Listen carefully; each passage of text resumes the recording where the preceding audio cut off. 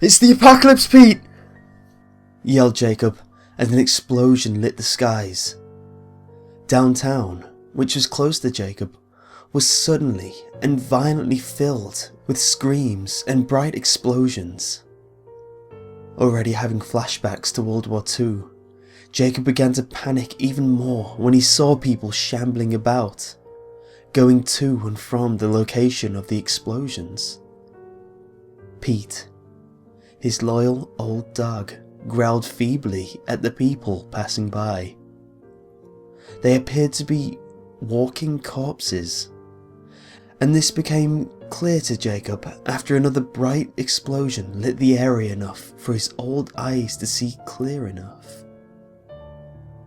Jacob turned for his door and yanked Pete's collar.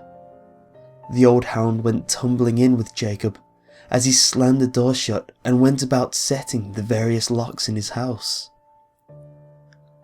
After securely locking down the house and setting in place his window bars, he got up the nerve to take a peek outside. Out there, the sky flashed with explosions that rocked his house. Suddenly, a face popped up right in front of him. Startled, he fell backwards onto his coffee table. "I know you're in there, old man," the person outside groaned.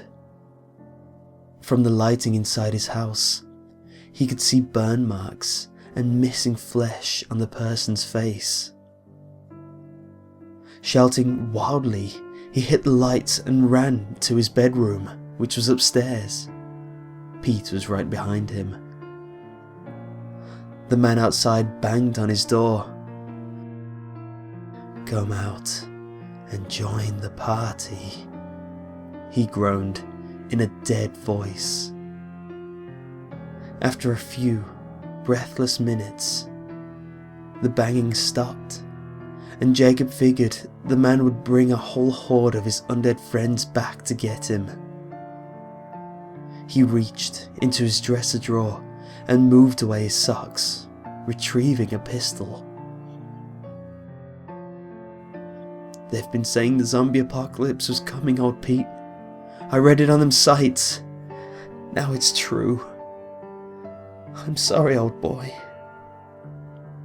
he said, aiming the gun at his lifelong companion, curled up on a pile of that week's newspapers. The dog died, with only a quiet whimper. Next, Jacob turned the gun on himself. "I planned for this day so carefully, but now they know I'm in here. Damn it, Sally, I'm coming to see you," he said as he pulled the trigger. That was not his last thought, however. The very last thing that went through his mind in the last few moments while he was still alive and breathing was a headline on one of the newspapers under Pete. "Zombie costume party downtown, Halloween night.